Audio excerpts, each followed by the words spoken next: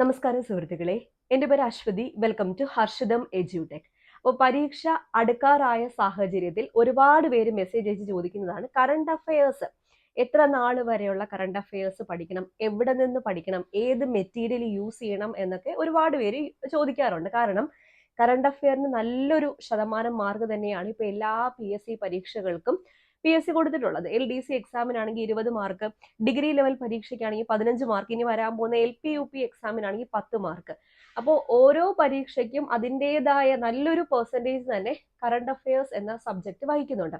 അപ്പോൾ പൊതുവേ current affairs പഠിക്കാൻ എല്ലാവർക്കും ഒരു മടിയാണ്. കറണ്ട് അഫയേഴ്സ് അവസാനം പഠിക്കാൻ വേണ്ടിയിട്ട് മാറ്റി വെക്കുന്ന ആൾക്കാരുണ്ടായിരിക്കും. പിന്നെ അവിടുന്ന് ഇവിടുന്നൊക്കെ എന്തെങ്കിലുമൊക്കെ വായിച്ചിട്ട് പോയി എഴുതുന്ന ആൾക്കാരുണ്ടായിരിക്കും. നിങ്ങളത് മനസ്സിലാക്കുക. 20 മാർക്ക്, ഇപ്പോൾ LDC എക്സാമാണ് മുന്നിൽ കണ്ട് പഠിക്കുന്നവർക്ക് 20 മാർക്കിനാണ് കറണ്ട് അഫയേഴ്സിൽ നിന്ന് ചോദ്യങ്ങൾ വരുന്നത്. അപ്പോൾ ഒട്ടും വിട്ടുകളയാനാവാത്ത ഒരു ടോപ്പിക്കാണ് കറണ്ട് അഫയേഴ്സ്. നിങ്ങൾ ഇതുവരെ തുടങ്ങിയിട്ടില്ലെങ്കിൽ ഇന്ന് മുതൽ തന്നെ ഡെയിലി പഠിച്ചു തുടങ്ങിക്കോളുക. ഡെയിലി ഒരു 10ഓ 20ഓ ക്വസ്റ്റ്യൻസ് കറണ്ട് അഫയേഴ്സിൽ നിന്ന് പഠിച്ചു പോവുക. ഇപ്പൊ 2021 ജനുവരി മുതൽ 2024 റീസെന്റ് ആയിട്ട് ഏപ്രിൽ വരെയുള്ള കറണ്ട് അഫയേഴ്സ് അടങ്ങിയ ഒരു പുസ്തകം ബെസ്റ്റ് പബ്ലിക്കേഷൻ പുറത്തിറക്കിയിട്ടുണ്ട്. ബെസ്റ്റിന്റെ ബുക്സ് ഞാൻ ഇതിന് മുന്നേയും പരിചയപ്പെടുത്തിയിട്ടുള്ളത്. ഇവരുടെ പ്രീവിയസ് ഇയർ ക്വസ്റ്റ്യൻ ബാങ്ക് ഒക്കെ വളരെ യൂസ്ഫുൾ ആയിട്ടുള്ള, പ്രീവിയസ് ഇയർ ക്വസ്റ്റ്യൻ ബാങ്ക് മാത്രം ഇവർ ഇറക്കിയിട്ടുള്ള എല്ലാ പുസ്തകങ്ങളും വളരെ മികച്ച നിലവാരമുള്ള പുസ്തകങ്ങൾ തന്നെയാണ്. നമ്മുടെ ഒരുപാട് സബ്സ്ക്രൈബേഴ്സ് വാങ്ങിയിട്ടുള്ളതാണ്. അപ്പോൾ ബെസ്റ്റ് പബ്ലിക്കേഷൻസ് തന്നെ 2021 ജനുവരി മുതൽ 2024 ഏപ്രിൽ വരെയുള്ള കറണ്ട് അഫയേഴ്സിന്റെ ഒരു ബുക്ക് പുറത്തിറക്കിയിട്ടുണ്ട്. 516ഓളം പേജസ് വരുന്ന ബുക്കാണ്. ഈ ബുക്കിൽ വളരെ ഡീറ്റെയിൽ ആയിട്ട് ഓരോ മേഖലയായിട്ട് സോർട്ട് ചെയ്താണ് കൊടുത്തിരിക്കുന്നത്. ഇപ്പൊ അവാർഡ്സ് ആണെങ്കിൽ അവാർഡ്സ് ഒരു സെഷൻ, കായികമാണെങ്കിൽ കായിക ഒരു സെഷൻ, അങ്ങനെ ഓരോ മേഖലയും ഡീറ്റെയിൽ ആയിട്ട് സോർട്ട് ചെയ്തിട്ടാണ് കൊടുത്തിരിക്കുന്നത്. ഇപ്പൊ റീസെന്റ് ആയിട്ട് നടന്ന ഡിഗ്രി ലെവൽ പ്രിലിമിനറി പരീക്ഷ, 2ാം ഘട്ട പരീക്ഷയ്ക്ക് 5ഓളം ചോദ്യങ്ങളാണ് ഈ ഒരു പുസ്തകത്തിൽ നിന്ന് വന്നത്. ഏതൊക്കെ ചോദ്യങ്ങളാണ് വന്നതെന്ന് ഞാൻ നിങ്ങൾക്ക് കാണിച്ചു തരാം. അപ്പൊ 5ഓളം ചോദ്യങ്ങൾ ഈ ഒറ്റ പുസ്തകത്തിൽ നിന്ന് തന്നെ വന്നു. ഓക്കെ, അത് നിങ്ങൾ മനസ്സിലാക്കാം. അപ്പോൾ അത്രത്തോളം ക്വസ്റ്റ്യൻസ് വരുന്ന പുസ്തകങ്ങൾ തപ്പിപ്പിടിച്ച് പഠിക്കാൻ വേണ്ടി ശ്രമിക്കുക. അങ്ങനത്തെ ബുക്ക് മാത്രമാണ് ഞാൻ നിങ്ങൾക്ക് സജസ്റ്റ് ചെയ്ത് തരുന്നത്. അപ്പോൾ ഈ ബുക്കിന്റെ പ്രൈസ് 290 രൂപയാണ്. 290 രൂപയ്ക്ക് വളരെ ലാഭത്തിൽ കിട്ടുന്ന ഒരു ബുക്കാണ്. അപ്പോൾ 2021 ജനുവരി മുതൽ 2024 ഏപ്രിൽ വരെ ഒറ്റ പുസ്തകത്തിൽ നിന്ന് നിങ്ങൾക്ക് കിട്ടും. നിങ്ങൾക്ക് വേറെ സോഴ്സ് ഒന്നും തപ്പേണ്ട ആവശ്യമില്ല. അപ്പോൾ കറണ്ട് അഫയേഴ്സിന് വേണ്ടിയിട്ട് ഈ ഒരു ബുക്ക് ഡീറ്റെയിൽ ആയിട്ട് അങ്ങ് പഠിച്ചു വെക്കുക. ഏപ്രിൽ വരെയുള്ള ഫാക്ട്സ് ഇതിനകത്ത് ഡീറ്റെയിൽ ആയിട്ട് തന്നെ ഓരോ സെക്ഷനായിട്ട്, ഓരോ ടോപ്പിക് വൈസ് ആയിട്ട് ഇവർ കൊടുത്തിട്ടുണ്ട്. അപ്പൊ എന്തായാലും കണ്ടൻസ് ഒന്ന് കണ്ടിട്ട് വരാം. അപ്പൊ ഇതാണ് ബുക്കിന്റെ കവർ ഫോട്ടോ. അപ്പൊ ഈ ബുക്കിൽ നിന്ന് 2024 ഡിഗ്രി പ്രിലിംസ്, ഇപ്പൊ നടന്ന ഡിഗ്രി പ്രിലിംസ് 2ാം ഘട്ട പരീക്ഷയ്ക്ക് ചോദിച്ച ചോദ്യങ്ങൾ ഏതൊക്കെയാണെന്ന് നോക്കാം. ഒന്നാമത്തേത് പേസിന്റെ ഫുൾ ഫോം ചോദിച്ചിട്ടുണ്ടായിരുന്നു, അതിവിടെ കൊടുത്തിട്ടുണ്ട്. നാസയുടെ കറണ്ട് അഫയേഴ്സിൽ കൊടുത്തിട്ടുണ്ട്.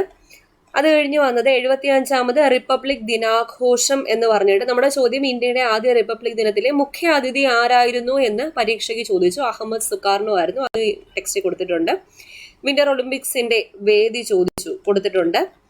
അതുപോലെ ഛത്തീസ്ഗഡിന്റെ ചീഫ് മിനിസ്റ്റർ ആരാണെന്ന് ചോദിച്ചു, അതും കൊടുത്തിട്ടുണ്ട്. 2023 കാലാവസ്ഥാ ഉച്ചകോടിയുടെ വേദി എവിടെയായിരുന്നു എന്ന് ചോദിച്ചു, അതും കൊടുത്തിട്ടുണ്ട്. അപ്പോൾ ഇത്രയും 5 ചോദ്യങ്ങൾ ഒറ്റ ടെക്സ്റ്റിൽ നിന്ന് തന്നെ നിങ്ങൾക്ക് കിട്ടി.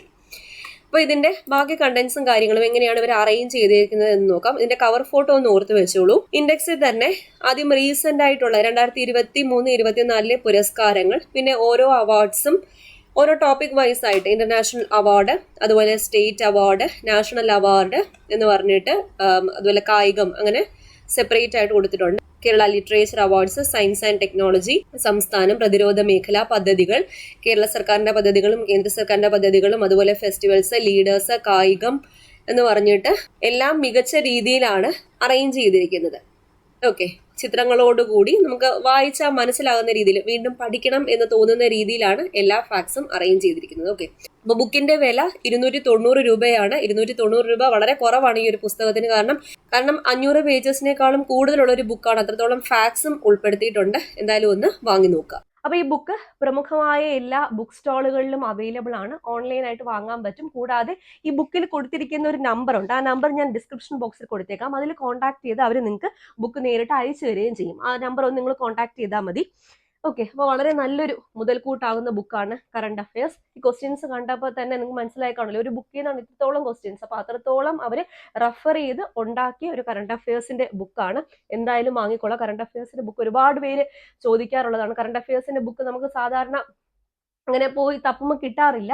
അപ്പോൾ ഇതെന്തായാലും ഒന്ന് വാങ്ങി വെച്ചേക്കാം. ഇനിയുള്ള ദിവസങ്ങൾ, ഇനി ഏകദേശം ഒരു 1.5-2 മാസം നിങ്ങളുടെ കയ്യിലുണ്ടെങ്കിൽ അത് കൃത്യമായിട്ട് വിനിയോഗിച്ച് കറണ്ട് അഫയേഴ്സിന് ഫുൾ മാർക്ക് തന്നെ വാങ്ങാൻ വേണ്ടി ശ്രദ്ധിക്കാം. കറണ്ട് അഫയേഴ്സിന് ഫുൾ മാർക്ക് കിട്ടിക്കഴിഞ്ഞാൽ നിങ്ങളുടെ റാങ്ക് ലിസ്റ്റ്, നിങ്ങളുടെ റാങ്ക് എവിടെ പോകും എന്ന് ആലോചിക്കുക. കാരണം ഒരുപാട് പേര് മാറ്റി വെക്കുന്ന മേഖലയായിരിക്കും കറണ്ട് അഫയേഴ്സ്. അതിൽ നിങ്ങൾ സ്കോർ ചെയ്ത് കഴിഞ്ഞാൽ റാങ്ക് ലിസ്റ്റിൽ മുൻനിരയിൽ തന്നെ നിങ്ങൾ എത്തും. ഓക്കെ, അപ്പോൾ ഒന്ന് ചെക്ക് ചെയ്യുക. അടുത്ത ക്ലാസ്സിൽ വീണ്ടും കാണാം.